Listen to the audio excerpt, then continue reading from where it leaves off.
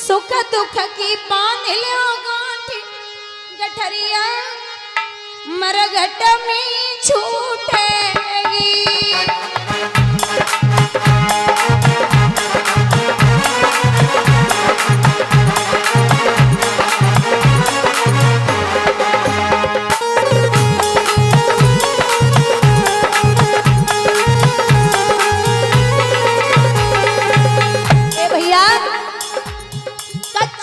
दूध जमन के नाई कच्चे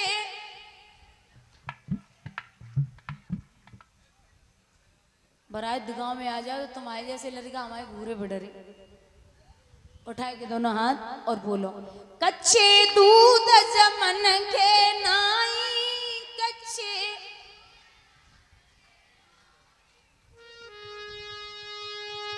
चैतई छाछ जाएगा झरिया मरघट में छूटेगी।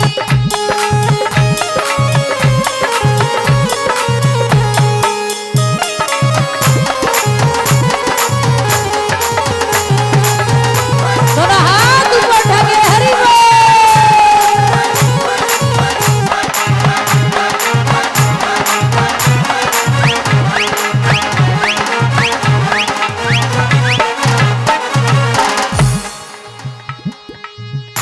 सुख दुख की बांधे लो गांठी गठरिया मरघट में छूटेगी।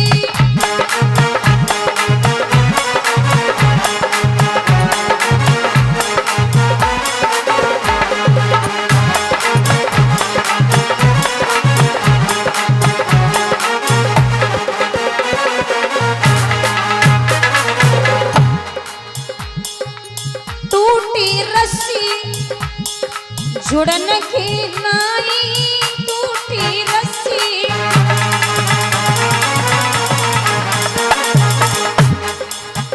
चै गांठ वाले ऊपर जाए गठरिया मरघट में छूटेगी।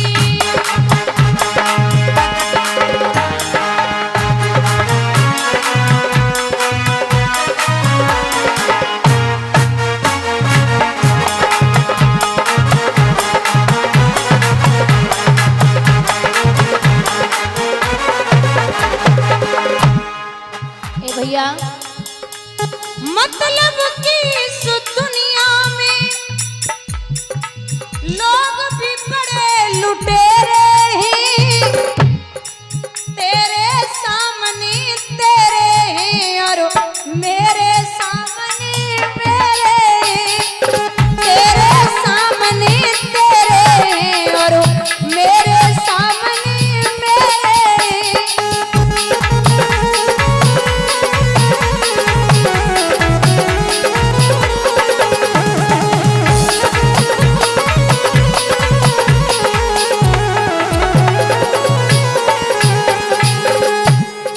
महाराज रात्रि भर राजा विश्राम करता सुबह ब्रह्म मुहूर्त में 4 बजे पुजारी ने घंटा बजा दिया। राजा जैसे नीचे उतरवे के लिए उठे तो मैया ने कलाई पकड़ी सीमन कहाँ जा रही है। राजा बोले अरे ओ पगली नीचे वाली उठ के बैठ गई होवेगी आफत तो आफत है जाने दे जैसी छोड़ो है। अब आप याद रखना छोटी रानी चौखट से दोनों हाथ लगाई ऐसी खड़ी यूं खड़ी दांती को पीस के बोले कहां गए थे इतनी तेज चिल्लाए सो राजा डराएगा क्यों हो गात मलिन छटा छवि छीन के सुंदरताई और चेहरा को ढके गो नूर फिर गई ताई रात सोत घर रहे जान में ले रही धमकाई और बादन की करियो याद कसम मोते कहां रहे हो रात भर। राजा बोले पागल है क्या है बोले क्यों बोले सौत के घर की बात कर रही है 6 महीने हो गए मैंने उसका चेहरा नहीं देखा और तू कह रही है कि मैं उससे मिलके आया हूं। अगर भरोसा नहीं है तो ये ले जा तलवार और उसे मार दे। मैं तेरी सौगंध खाता हूं मैं उससे मिलके नहीं आया। किसी अच्छी चीज के लिए तो कई काम जैसे मरने की कगार पे ही हो और किसी अच्छे इंसान के लिए झूठ बोलना पड़ जाए तो आप झूठ बोल दो। बोले मैं उससे मिलके नहीं आया, सौगंध खाता हूं तेरी। ठीक है। बामी राजा स्नान ध्यान करता, भोजन पानी करता, रात्रि भर विश्राम करता। विद्वान लिखते हैं कि समय के अनुसार धीरे धीरे 2 महीने के बाद पता चला है कि दोनों माताएं गर्भवती हो गई।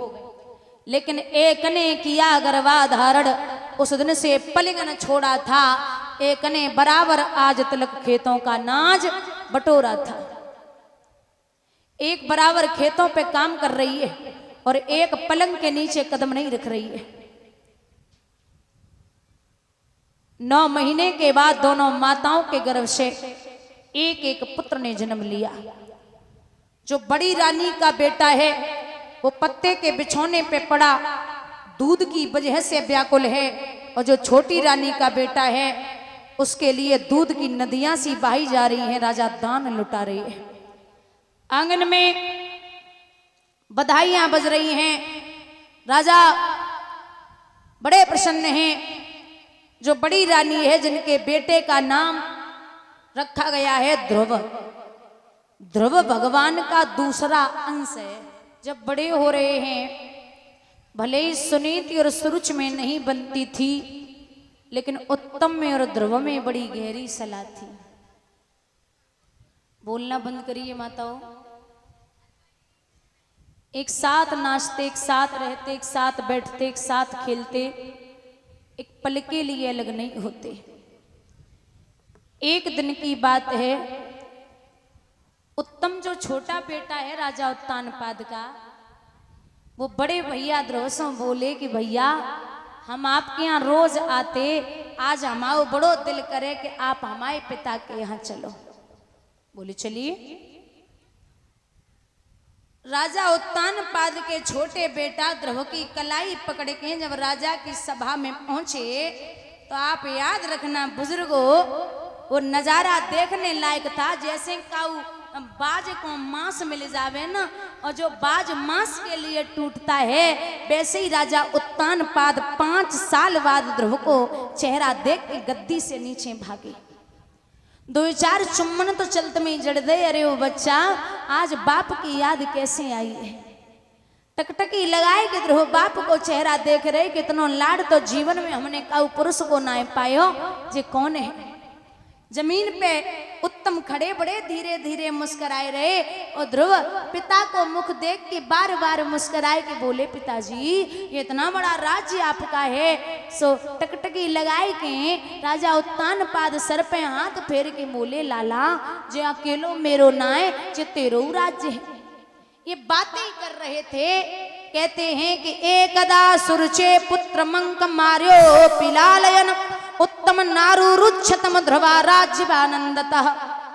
जब राजा की गद्दी पर ध्रुव बैठे तो काऊ चुगला ने जाए के सुरुच से कही है कि वो आपका बेटा जमीन पे खड़ा और सौत का लड़का ऊपर बैठा है।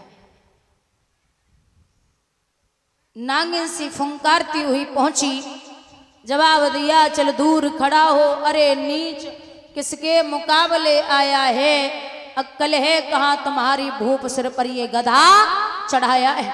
और तू सुन, इतना ही राज्य का अधिकारी होना चाहता है तो पहले जा भगवान का भजन कर, मेरी कोख से जन्म ले, तब तू इस राज्य का अधिकारी हो पाएगा। अच्छा एक बात तो है, पहले के जमाने में 1-2 चुगला आते, लेकिन आज के जमाने में घर घर और गांव गांव में चुगला है। और चुगला सबसे बड़ो काम तब करे महाराज जब काऊ के बेटा को ब्याह हुए गुआए। जब तक उनकी चलेगी तब तक वे तुम्हारे बेटा को ब्याह ना होंगी।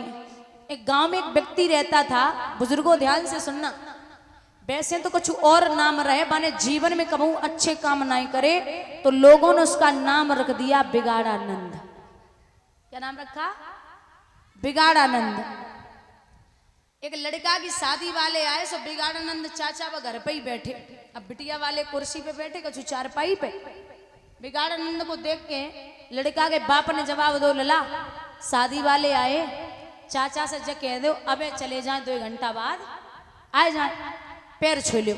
सो जैसे ही पैर छुए बिगाड़ानंद के, अब बिटिया वाले होते ही बैठे, सो लड़का की पीठ पे हाथ धरी के बिगाड़ानंद बोले खूब खुश रहो लला, और जो तुम्हें मिर्गी की बीमारी आती अति जल्दी ठीक हो जावे। अब भैया लड़की वाले को पहले से पता होवे कि लड़का को मिर्गी की बीमारी हो, को पई बिटिया करेगो, उठे और चले गए। लड़का तो बड़ो नाराज, बोले आज फिर शादी ना हो दई। कुछ दिन बाद बिगाड़ानंद की तबीयत बिगड़ी, हॉस्पिटल पहुंचे तो पूरो गांव बड़े बूढ़े रहे वे, बोले चलो गांव को आदमी है देख के आए रे। नहीं लड़का बोले हम जावे, कल मरे सोवे मत जावे, एक तो ब्याह ना है बाकी वजह से। बोले ना ना चलो देख के यार, बोले तुम ही चले जा। सो बड़े बूढ़े पहुंचे, बोले ठीक हो? बिगाड़ानंद बोले ठीक ही है, अब हमें जल लगी रही कि हम ज्यादा देर ना चलेंगे। थोड़े ही दिन बचे हमारे पूरे है गए। अरे कैसी बातें कर रहे हो लला, खूब ठीक रहो। बोले ना ना हमें जल लगी रही है, अब हम मरेंगे। बोले तुम्हें कोई इच्छा है? हाँ हाँ एक इच्छा है। क्या इच्छा है? बोले इच्छा ये है कि जब हम मर जाएं तो जब जीवन कमाऊं अच्छे काम ना करे जिंदगी में, तुम सब गांव वाले मिलके हमारे मुंह में एक हाथ को खूंटा ठोक दियो।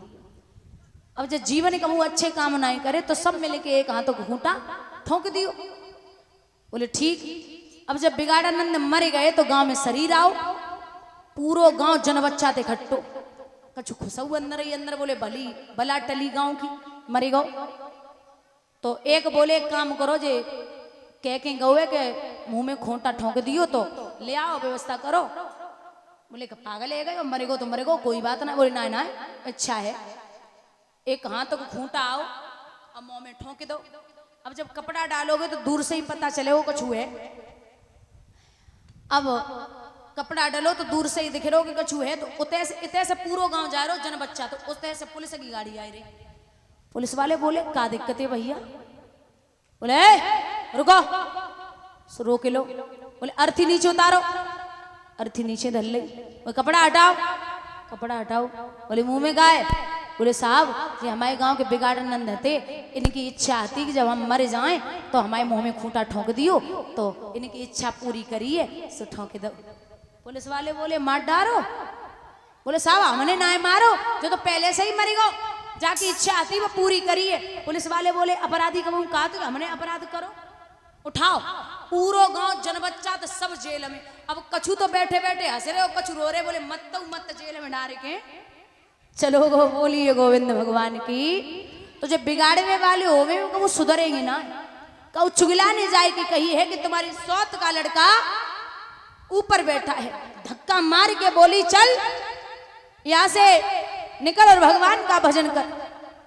ध्रुव वहां से चले, जाए के मैया के पास पहुंचे। जब मैया सुनीति ने लाला को रोता हुआ देखा तो जानी बड़ी मुश्किल से बेटा पायो होवे, और बेटा जब रो जाए तो माँ पे क्या गुजरेगी। बोली क्या बात है लाला, कौन है मारो? बोलो बच्चा। बोले माँ मासी ने मारा, डांटा है। अरे ओ बाबरे, माँ मरे मौसी जिए जो मौसी सी।